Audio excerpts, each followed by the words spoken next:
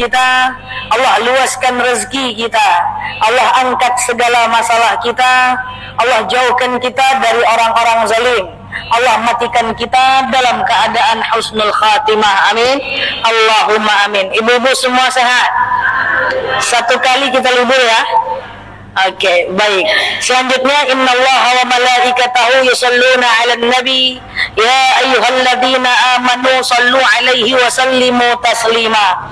Salawat salam kita hadiahkan kepada baginda Rasulullah sallallahu alaihi wasallam dengan lafaz Allahumma salli ala Muhammad wa ala ali Muhammad. Ibu-ibu yang saya sayangi karena Allah, tadi ada permintaan saya cerita sedikit ya tentang ibu mau dapat cerita apanya? Tentang Aqsa. Oke. Baik ibu-ibu yang saya sayangi karena Allah, beberapa waktu yang lalu saya membimbing jemaah. Jadi bukan bimbing umroh ya ibu-ibu ya, tapi bimbingnya adalah tur jejak Rasul. Jadi namanya adalah tur jejak Rasul, itu ke Mesir, kemudian ke Palestina, Israel, kemudian ke Jordan. Jadi dari sini kita landing di Mesir. Di Mesir itu ibu-ibu, jadi sebenarnya seperti ini Bu. Sebenarnya tujuannya itu adalah sebenarnya Palestina ya. Karena dalam dalil dikatakan bahwa masjid yang paling mulia di muka bumi ada 3. Yang pertama Masjidil Haram. Oke, sholat di Masjidil Haram bagaikan sholat 100.000 kali sholat di negeri kita. Yang kedua adalah Masjid Nabawi.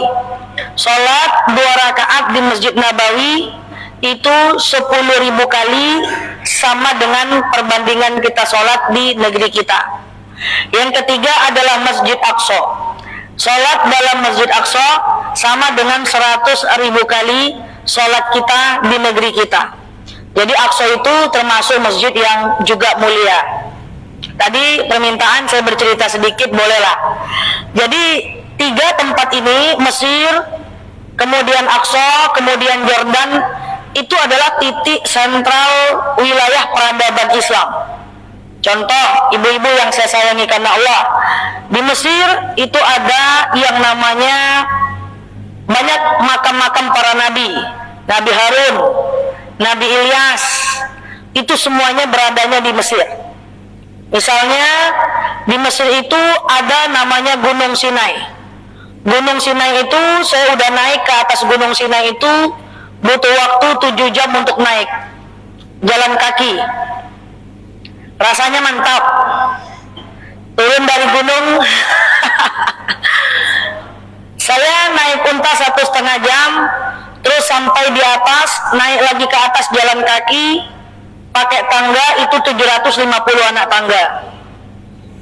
Nyampe ke puncak, ini saya jadi diminta cerita, jadi cerita. Sampai ke puncak, emangnya ada apa di puncak Gunung Sinai itu? Gunung Sinai pernah dengar? Di Gunung Sinai itulah, di puncaknya, Nabi Musa bertemu dengan Allah Subhanahu wa Ta'ala. Dan riwayat mengatakan di situ pula lah Nabi Musa menerima perintah sholat 50 kali sehari semalam. Saya naik ke atas bawa jemaahnya ada yang usia 20-an, 30-an, 50-an. Ada yang kayak saya 12 tahun. Ya, lalu naik sampai ke puncak Gunung Sinai. Di puncak gunung itu ada lubang, namanya adalah lubang Musa. Di lubang itulah Nabi Musa berdiam diri 40 hari 40 malam, bertemu berkomunikasi dengan Allah Subhanahu wa Ta'ala. Jadi Mesir itu penuh dengan titik ajaran Islam. Kalau di Mekah ada Aisyah, ada Khadijah, gitu-gitu ya. Kayak ibu umrah udah tahu lah ya. Tapi kalau di Mekah ada itu. Nah di Mesir ada itu, Nabi Musa. Kemudian di Mesir juga ada mata air Musa. Salah satu mukjizat Nabi Musa adalah tongkatnya. Kehausan dia, lalu Nabi Musa menaruh tongkatnya, memukul tongkatnya. Wa idistasqa Musa liqaumihi faqul nadrib bi'asakal hajar famfajarat min husnata asyrata aina qad alima kullu unasim masyrabahum kulu washrabu min rizqillahi wa la ta'asaw fil ardi mufsidin. Jadi kita lihat ada mata air Musa namanya. Jadi ada mata airnya plus batu yang beliau pukul ketika datang mata air dari Allah Subhanahu wa taala. Itu lokasi semua di Mesir. Ibu-ibu pernah dengar cerita ketika Fir'aun mengejar Nabi Musa, terjerembab ke Laut Merah. Nabi Musa kebingungan, akhirnya dia ambil tongkatnya lalu kemudian dia pukulkan ke laut. Lalu Nabi Musa jalan bersama pasukannya. Lalu kemudian Fir'aun berusaha mengejar. Pas Fir'aun mengejar, yang terjadi adalah laut itu nutup dan Fir'aun meninggal dunia. Itu kejadian juga di sana. Nah, Fir'aun itu bukan nama satu orang. Fir'aun itu adalah sebutan raja untuk di Mesir kuno. Jadi total Fir'aun itu 400 orang, Bu. Fir'aun bukan satu orang. Fir'aun itu nama adalah kayak presiden lah. Presiden Indonesia udah berapa? Fir'aun itu 400 orang. Nah, Fir'aun yang jahat dengan Nabi Musa, satu-satunya Fir'aun, satu-satunya raja yang jahat dan mengaku dirinya Tuhan, itulah namanya Ramses II. Jadi dia dimumikan. Jadi orang Mesir kuno itu ahli membuat mumi. Orang udah ribuan tahun yang lalu masih ada Fir'aunnya. Ya, saya lihat itu Ramses II. Istrinya siapa namanya? Asia. Asia itu masuk surga karena tidak mengakui Fir'aun Ramses II sebagai Tuhan. Akhirnya dia masuk. Jadi dunia ini kayak neraka. Akhirnya dalam surat At-Tahrim, Asia berdoa, ya Allah, berikan untukku rumah di surga, karena dunianya bagi neraka, punya suami macam Fir'aun. Ramses II. Fir'aun tuh banyak. Jadi yang mengaku dirinya Tuhan satu-satunya adalah Ramses II. Ya, turun-temurun. Pernah dengar piramida? Piramida, saya juga pergi ke piramida. Itu adalah kuburan Fir'aun. Jadi bukan satu Fir'aun. Kuburan Fir'aun. Kenapa kok piramida? Sebegitu kayanya mereka. Jadi makin kaya, makin raja, makin dimumikan. Karena itu mahal bayarnya. Untuk Ramses II bukan di piramida. Yang si jahat dengan Nabi Musa tadi bukan di piramida, tapi jasadnya ada di Museum Kairo, Mesir. Jadi saya sudah lihat Fir'aun tuh mirip-mirip siapa ya? Ya, dia seperti mumi lah yang masih bertahan sampai sekarang. Nah, itu ya, jadi Fir'aun bukan satu orang. Jadi kita ngelihat Laut Merah seperti itulah. Itu di Mesir dan masih banyak lagi.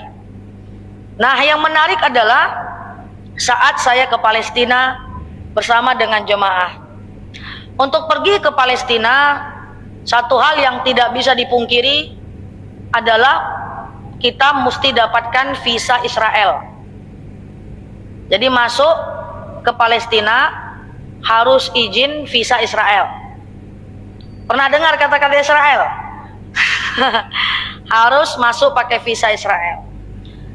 Saya harus berangkat karena di travel itu waktu saya di Mesir itu ada grup yang di Palestina, Yerusalem, dan katanya aman.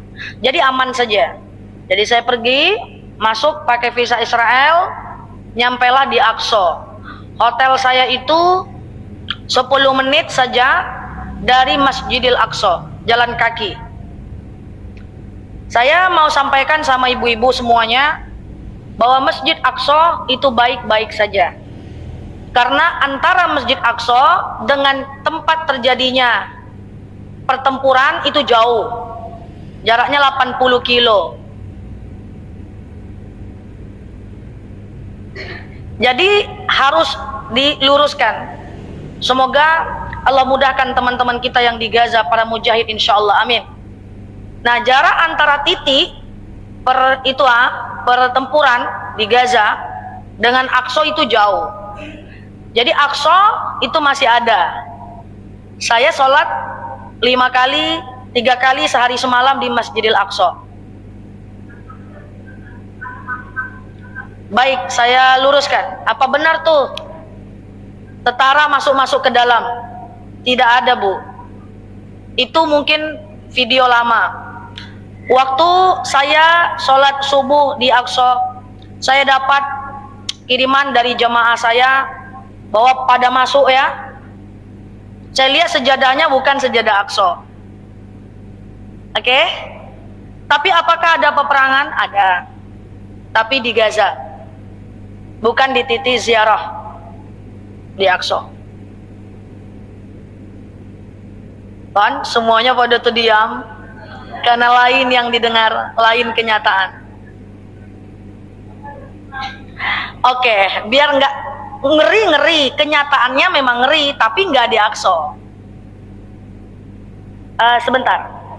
Sebentar, ini semua tegang nih, nggak jadi ngaji nih, udah mau asar, nggak apa-apa ya. Oke, jadi gini Bu, saya luruskan sedikit. Adakah para mujahid di Palestina? Ada. Sekarang di manakah titik peperangannya? Titik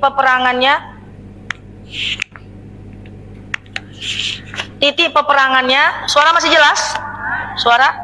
Titik peperangannya di Gaza. Gaza dengan Aqsa itu jauh jarak, 80 kilo. Bu? Ya. Waktu saya nyampe di Aqsa, tidak ada reruntuhan bangunan.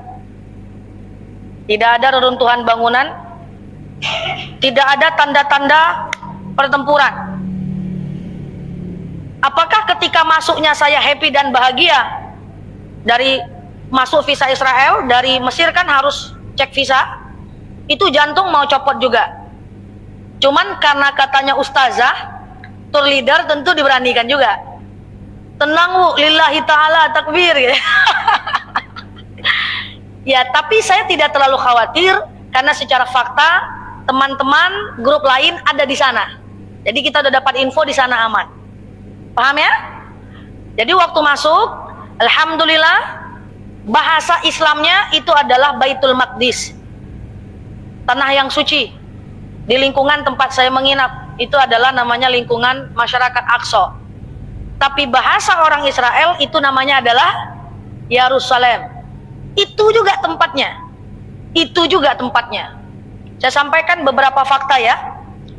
Yang pertama, Masjid Aqsa-nya enggak apa-apa. Sampai situ paham dulu.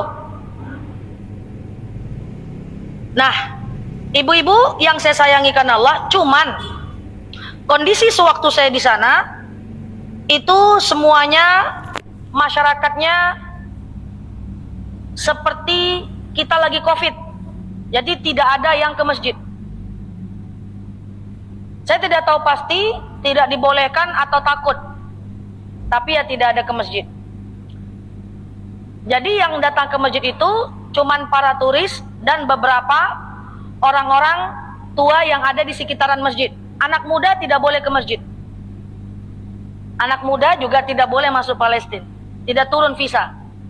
Kalau anak laki-laki yang muda usia 20-an, visa tidak akan turun. Dalam kondisi yang seperti ini. Jadi semua orang dalam rumah, situasi sepi. Tadi Masjid Aqsa aman-aman saja. Yang kedua, masyarakat Aqsa tidak ke masjid. Yang ketiga, sebagian toko agak tutup, tidak semua yang buka.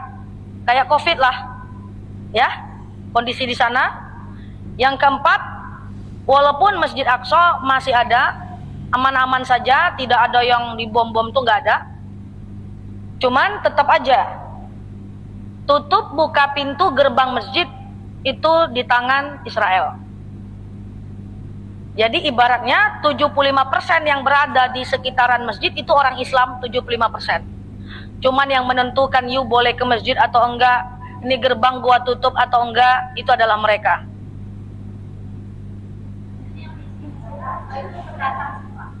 Waktu saya di sana, isi Masjid Aqsa itu cuman ada 3 grup pendatang. Saya, grup lain dan grup lain, serta masyarakat di sana palingan cuma 15 orang. Sepi sekali. Tapi untuk masuk ke Aqsa itu diperiksa, masuk ke masjidnya diperiksa oleh tentara Israel. Bisa, dapat dari Indonesia. Ya kan, travel yang ngajuin. Tapi untuk turis itu tidak diapa-apain. Tidak diapa-apain. Cuman pas kita masuk masjid, cuman ditanya, Indonesia? Indonesia. Turis? Turis. Jadi ibaratnya masjidnya Masjid Aqsa, tapi untuk masuk ke lingkungan masjid, tentara Israel lah yang menentukan kita boleh masuk atau enggak.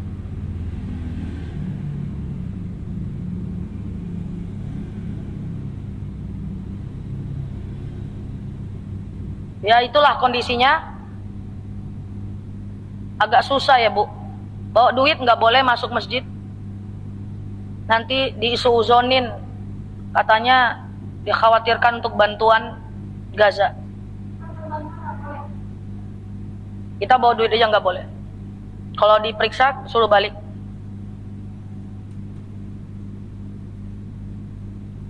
Sulit sekali ya, saya apa ya?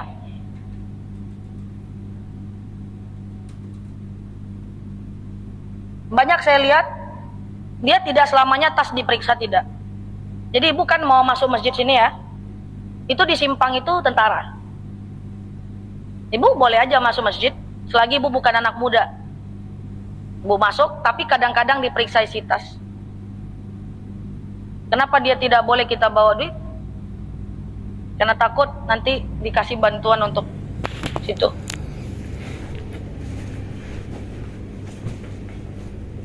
Tapi tidak ada yang mengancam nyawa, tidak. Di Aqsa tidak ada yang mengancam nyawa, tidak. Cuma agak kesal, saya kesal ya. Maksudnya, saya lihat ada grup suruh pulang. Pulang, bahasa Indonesianya gini, kamu pulang, taruh duitmu, nanti pergi lagi ke sini. Gitu.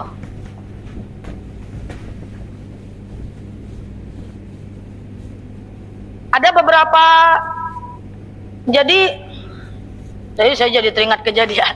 Jadi saya mau luruskan bahwa Aqsa itu adalah nama kawasan.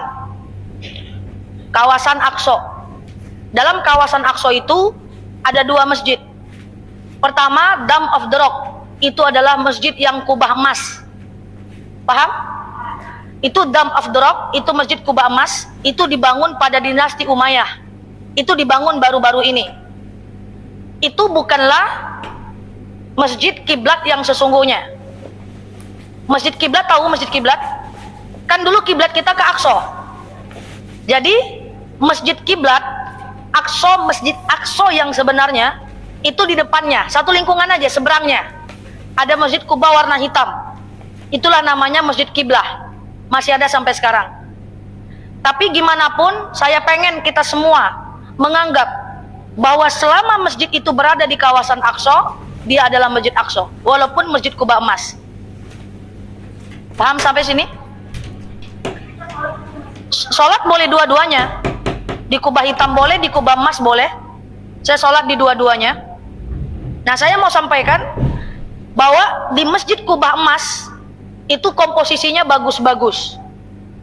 Jadi, ini ada masjid kubah emas.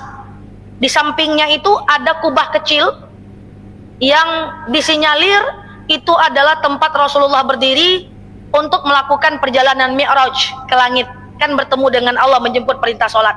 Kan dari Mekah ke Palestina, dari Palestina ke Sidratul Muntaha, Isra Mi'raj kan?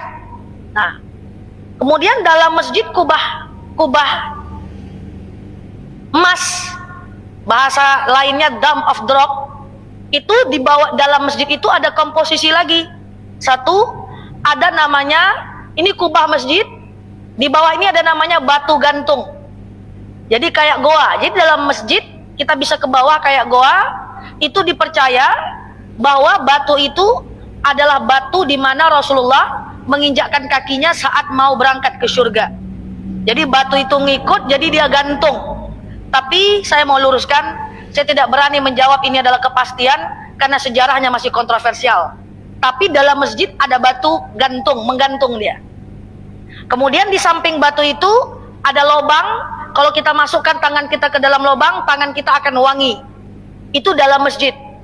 Konon katanya itu adalah jenggot Rasulullah yang terjatuh Saat Rasulullah pengen ke Sidratul Muntaha, terjatuh jenggotnya wangi sampai sekarang, dan gak ada yang tahu kenapa memang wangi. Tapi memang wangi. Saya masukkan tangan saya, itu wangi. Itu komposisinya. Jadi Masjid Kubah hitam emas di sini, kemudian Kubah hitam di seberangnya, di samping Masjid Kubah hitam itu ada tempat parkir buruk. Rasul ke Sidratul Muntaha dengan siapa? Dengan buruk.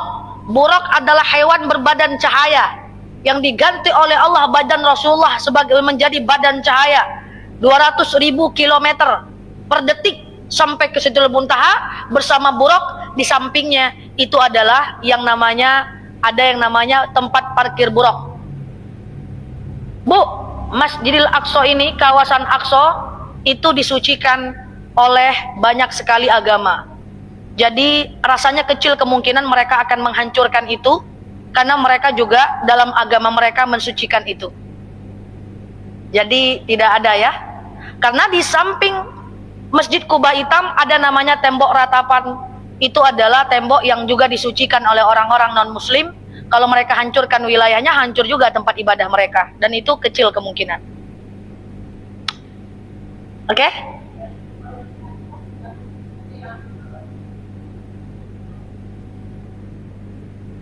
Ustazah, ini kan Palestina gede ya. Ada Gaza, ada Aqsa, ya, ada wilayah barat, ada wilayah timur. Apakah semuanya muslim saja? Sangat tidaklah. Bu, di sana nyampur 4 agama. Yang dominan tuh 3 agama. Islam, Yahudi, Nasrani. Kalau ibu mau saya bayangkan seperti inilah. Ibu duduk di depan, keluar dari masjid ini, ibu kan ke jalan. Di jalan kan ada kedai-kedai. Itu nyampur. Jadi kita lihat pemandangan orang Yahudi ini dia, orang Islam ini dia, orang Nasrani nyampur sekali. Yang jualan tuh gabung ya, orang Israel, orang Palestina jualan nyampur, terlalu bercampur, karena semua agama merasa memiliki Palestina.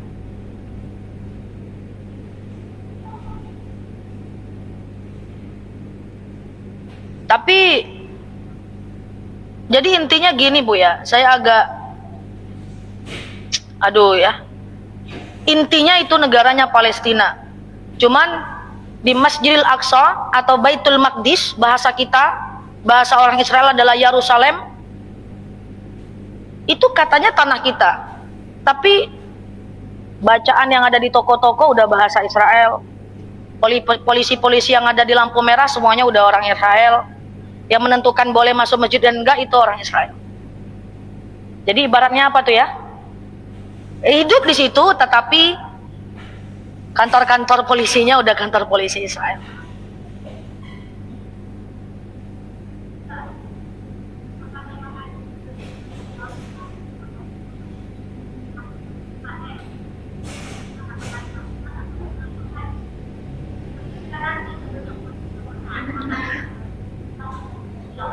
Betul, betul sekali. Wilayah itu akan terjadi seperti itu terus hatta akhir, sampai akhir. Tapi itu para mujahid ya, anak-anak kecil itu para mujahid. Semoga Allah mudahkan mereka. Kita nggak bisa berbuat apa-apa, yang kita bisa doa, yang kita bisa cuman berdoa. Kalau kita nggak sedih melihatnya, itu tanda iman kita kurang. Jadi kita harus sedih melihat itu semuanya. Walaupun nggak bisa berbuat banyak, ibu nggak harus ke sana untuk ikut-ikutan. Atau ibu buat apa gitu ya, kita banyak-banyak berdoa, insya Allah Allah akan bantu mereka. Yang terjadi itu adalah sekarang lagi terkurung kan di Gaza, lagi terkurung sehingga banyak yang tidak bisa berbuat apa-apa. Ya seperti itulah yang terjadi. Terus selama di sana saya dengar suara bom 1 kali aja, tapi itu jauh nggak apa-apa. Ambulan itu jauh ya, ada lewat tapi itu jauh. Hari terakhir saya menuju Yordan, itu agak dipercepat perginya karena ada kabar kan sebelumnya rumah sakit kan kena ya. Ingat ya, ada rumah sakit. Itu malamnya rumah sakit itu kena, paginya kami harus ke Yordan karena dikhawatirkan ada yang demo nanti di Aqsa. Kalau demo kami terkurung, nggak bisa keluar nanti. Itu aja. Tapi sebenarnya hal yang perlu kita tahu adalah tempat-tempat ziarah itu aman. para traveler, para pelancong itu nggak akan diapa-apain sejauh ini. Cuma masalahnya kuncinya itu. Banyak tempat yang nggak saya kunjungi.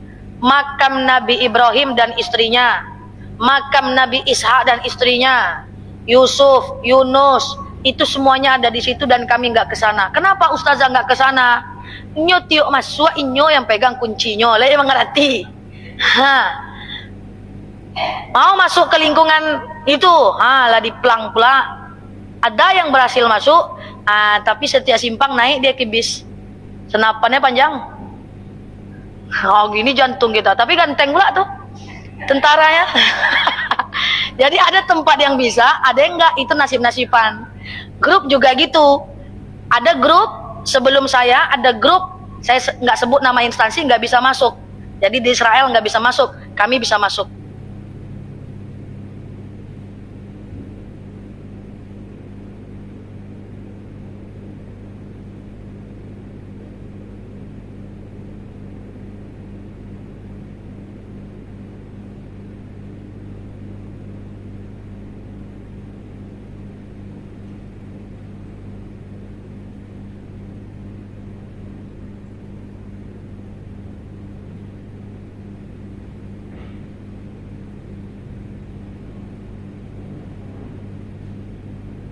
Aksonya sama dengan sholat 100.000 kali di negara kita masing-masing. Bu, maaf, ibu punya uang pergi umroh, pergi ke Mekah, Madinah, berangkat. Ibu berangkat aja, hati ibu tenang. Tapi ada duit, ada kemauan, berangkat ke Aqsa, hati tak tenang. Ya, saking tak tenang. Kecuali ada yang menguatkan. Nah, jemaah saya itu kan saya ceramahi terus. Nggak apa-apa bu, niat kita karena Allah. Nah, ditenang-tenangin terus. Kalau enggak gini juga jantungnya tuh. Ya semoga tahun depan udah normal, kita bisa ke Aqsa dalam kondisi normal, amin. Ya lambat amin ya, ini nggak mau nih kayaknya berangkat. Nah itu bu, itu di Aqsa. Jadi kalau ibu dengar yang tadi ada tentara masuk tembak, nggak ada. Makanya kalau ada, saya kemarin sempat nelpon teman saya loh. Waktu saya di Aqsa, saya buat video, saya jelaskan ke masyarakat terkait dengan komposisi masjid, biar tahu isinya tuh apa kan. Ternyata dalam Aqsa ada parkir buruk, dalam Aqsa ada batu ya, Aqsa ya di Kubah Mas ya, saya udah mau jelaskan. Teman-teman saya ada yang buat video gambarnya Masjid Aqsa, dia nangis-nangis, di sampingnya ada korban banyak-banyak. Saya telepon, aduh kamu nih gimana? Saya lagi di sini loh. Saya mau jelaskan komposisi Aqsa, kamu udah bilang Aqsanya hancur lebur. Oh iya Nel, katanya begini, ya udahlah salah lah, udahlah dihapus aja. Kita mesti jelaskan bahwa perangnya di mana, Aqsanya di mana. Sampai saat ini ya, kita nggak tahu ke depan ya Bu. Betul, ibaratnya dia di Sumbar, kita di Pekanbaru, jauh-jauh. Tapi satu hal yang saya pengen sampaikan, waktu bom itu bunyi, kami kan dengar, itu masyarakat Aqsanya itu ketawa, happy, ceria, bahagia dan takbir. Allahu Akbar, Allahu Akbar. Dia malah menenangkan orang-orang di sekitarnya. Tenang aja, takbir aja katanya. Takbir aja, saking udah biasanya. Takbir aja katanya. Itu anak kecil. Tuh? Nggak jadi ceramah? Nggak apa-apa saja. Nggak apa-apa saja.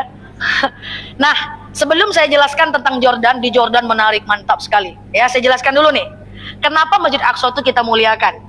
Yang pertama, dia adalah tempat di mana kiblat pertama kita, ya kan? Dari Aqsa ke Masjidil Haram. Kemudian yang kedua, di Masjidil Aqsa adalah tempat transit Rasulullah saat peristiwa Isra dan Mi'raj. Dari Mekah ke Aqsa, dari Aqsa baru ke Sidratul Muntaha. Yang ketiga, di Masjidil Aqsa adalah tempat Rasulullah memimpin sholat semua para nabi. Rasul jadi imamnya. Semua nabi dikumpulkan di Masjid Aqsa dan kemudian para nabi itu dipimpin oleh Rasulullah sholat. Loh, sholat apa Ustazah? Kan perintah sholat belum dijemput. Kan masih di bumi, belum jemput perintah sholat ke Isra dan Mi'raj. Sholatnya 2 kali seperti sholatnya Nabi Daud. Bukan seperti sholat Nabi Muhammad. Yang keempat, kenapa Aqsa itu dijadikan tempat yang paling favorit? Adalah masjid yang dimuliakan dalam hadis 3 masjid, Mekah, Madinah, dan Palestina Aqsa. Salat di Masjid Aqsa sama dengan 10.000 kali salat, 100.000 kali salat di tempat kita. Tuh ya, kenapa dia sangat dimuliakan sekali. Nah, di Aqsa itu Bu, makam Nabi Ibrahim, Ishak, Yunus, Yusuf, semuanya di situ Bu. Jadi makam para nabi-nabi kita di situ. Ada yang saya bisa pergi, ada yang tidak. Kenapa? Lagi-lagi kuncinya dia pegang. Setiap simpang mengantri untuk diperiksa aja lamanya luar biasa. Ya dia memang masuk. Pakai pistolnya yang gagah itu. Jemaah saya deg-degan. Saya tanya sambil canda, deg-degan Bu, pas dia udah turun kan dia masuk loh. Tentaranya naik ke bis terus kan. Gimana Bu? Deg-degan, deg-degan. Tapi lihat gantengnya deg-degan enggak? Enggak usah aja, pengen dibawa pulang. Oke? Nah dari Aqsa langsung kita tembak ke namanya wilayah Jordan. Apa namanya? Jordan. Nah jadi ibu-ibu yang saya sayangi karena Allah, di Aqsa itu memang ibu-ibu bilang namanya Palestina. Tapi yang menguasai sudah Israel. Jadi kadang-kadang saya bilang, saya udah nyampe di Israel, jemaah pada marah. Nggak ada saja, yang adanya Palestina. Oh ya udah Palestina. Padahal itu juga barangnya. Itu juga. Mereka menyebutnya Yerusalem, kita menyebutnya Baitul Maqdis. Sama-sama merasa itu kota suci kita. Oke? Di Jordania itu ibu ingat nggak Rasulullah berdagang ke negeri Syam itu berapa lama? Umur berapa? Usia berapa dengan Abu Thalib? Usia 12 tahun Rasul berdagang di mana? Kemana? Ke negeri Syam. Negeri Syam itu negeri yang terdiri dari 4 negara. Yordania yang saya pergi kemarin, Palestina yang saya pergi kemarin, Lebanon dan Suriah. Jadi usia 12 tahun Rasulullah itu jalan kaki berdagang 4 negara. Jadi salah satu tempat yang saya kunjungi di Jordan adalah saya tertidur dalam bis sampai 6 jam. Saya bangun, saya tengok padang pasir. Sinyal nggak ada. Kayak mana sinyal mau ada, isinya pasir semua. Ngapain pemerintah buat sinyal, ya kan? Jadi pas saya masuk, setiap saya terbangun cuma ada satu jalan, ngarah ke ujungnya nggak jelas jalan aspalnya. Kiri kanan padang pasir. Saya bingung mau kemana lah ini. Tidak ada makhluk, tidak ada manusia, sepi padang pasir. Akhirnya saya ke titik itu memang baru satu kali yang titik yang saya sebutkan ini. Ternyata kami pergi namanya ke pohon bakawi, nama lainnya pohon sahabi. Memang semua padang pasir. Ternyata ada satu pohon yang hidup sejak zaman Rasulullah 2000 tahun yang lalu sampai sekarang. Pohon itu adalah pohon tempat Rasulullah berteduh saat berdagang. Jalan dari Irak mampir ke Jordania menuju Arab Saudi. Di pohon itulah Rasulullah berteduh dengan pamannya dan pohonnya masih ada sampai sekarang, masih hidup. Nah pohonnya sudah saya lihat. Jadi 4 hari, semua 4, Mesir 4, Aqsa 4, Jordan. Oh kalau jadi Aqsa ke Jordan, dari Aqsa ke Jordan sampai batas wilayah daerahnya cuma setengah jam.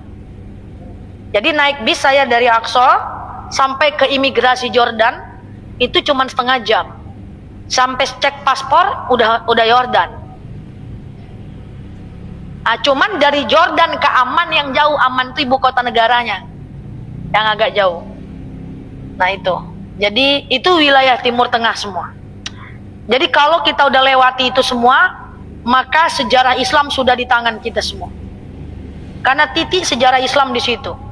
Di Jordan ada makam Nabi yang lain, Nabi Syuaib, Nabi Harun juga ada. Semua para nabi ada di 3 wilayah ini. Makam Nabi Ilyas itu di Bukit Sinai. Kita naik ke bukit 7 jam, pas naik 3 jam ada makam. Pertanyaannya, makam Nabi Harun di kaki Bukit Sinai, makam Ilyas di tengah bukit. Nanti makam Nabi Syuaib di Jordan, di wilayah yang sangat tandus. Kenapa para nabi ini meninggalnya kok kuburannya itu berserak-serak? Tahu serak? Satu di kaki bukit, satu di tengah bukit, satu di ujung bukit. Kalau nengok makam Nabi Harun tuh cuman tunjuk aja tuh, saking nggak bisa kita tempuh. Kenapa sih makam para nabi-nabi ini terlalu random, terlalu berserak-serak? Kenapa? Coba jawab. Karena Nabi pergi berdagang gitu. Oke. Karena para nabi, di mana dia dimatikan, langsung di situ dia dikuburkan. Itu perlu kita tahu. Nabi Ilyas meninggalnya di situ. Ya udah di situ dia.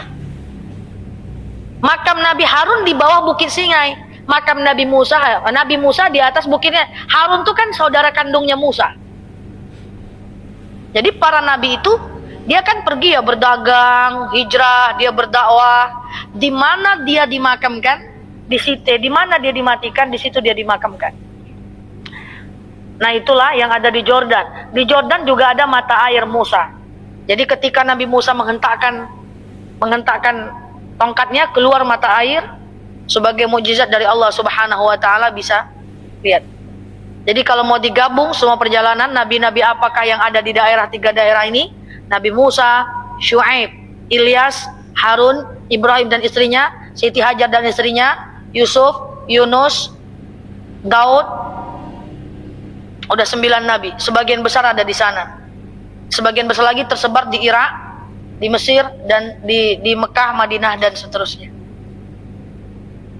Oke, udah terbayang ya? Minta cerita dia. Iya. Ya, silakan. Yang mana?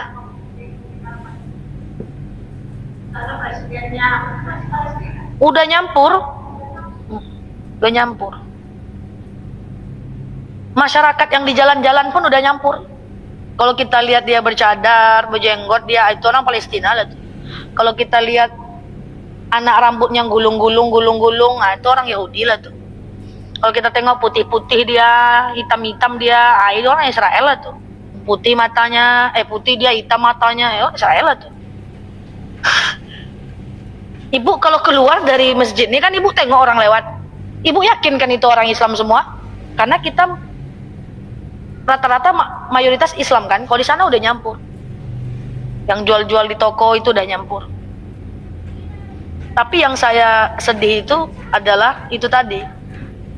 Kita mau pergi ke makam Nabi. Nabi awak, anyolo yang mengizinkan atau enggak?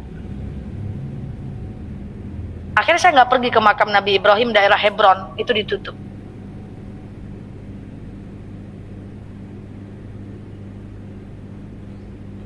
Ada orang yang ada udah nyampur. Jadi kalau kita bilang mau kemana ibu, saya baru sampai Yerusalem, ya itu daerah Aqsa itu. Bahasa mereka itu adalah ibu kota negara mereka. Coba baca di berita, baca di internet. Apakah itu Yerusalem? Ibu kotanya Israel. Di mana posisinya? Iya di situlah tempat saya nginap kemarin.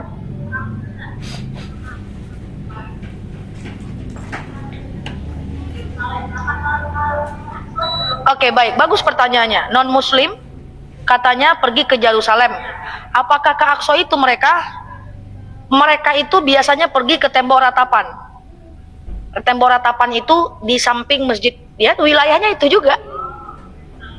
Oh iya, wilayahnya di wilayah Aqsa. Jadi di belakang Masjid Kubah Hitam, daerah tempat parkir buruk. Jadi di situ juga dia. Ibu, kalau kita masuk ke Mekah, itu kan rata-rata tanah haram cuman boleh orang Islam kan? Tanah haramnya, ke Madinah tanah haramnya cuman orang Islam kan? Tapi kalau Jeddah kan udah campur. Kalau Jeddah kan udah campur. Tapi kalau untuk di Mekah Madinahnya kan Islam semua. Itu beda dengan Baitul Maqdis, beda dengan Aqsa. Di Aqsa itu non Muslim boleh masuk, tak pakai jilbab enggak apa-apa. Karena bisa jadi mereka mau ke tembok ratapan. Pakai sepatu malah yang non Muslim masuk malah ditemani sama tentara Israel. Saya lihat mereka. Ya, pada intinya yaitu intinya berita kita kaji secara objektif. Untuk turis semuanya insya Allah sejauh ini aman, nggak diapa-apain kok. Dan Aqsa itu aman-aman aja, cuman peperangan itu terjadi di Gaza. Tujuan saya menyampaikan ini ya memang itu kenyataannya. Kalau ibu mau cerita, itulah ceritanya. Ya kan? Sementara waktu saya sholat subuh di Aqsa, banyak yang chat, Aqsa hancur. Saya lagi di Aqsa nggak apa-apa, gitu. Ya, oke, demikian ibu-ibu yang saya sayangi karena Allah. Mudah-mudahan ada manfaat bagi kita semuanya. Kita akhiri dengan doa singkat saja. Ala hazihi niyah al-Fatihah.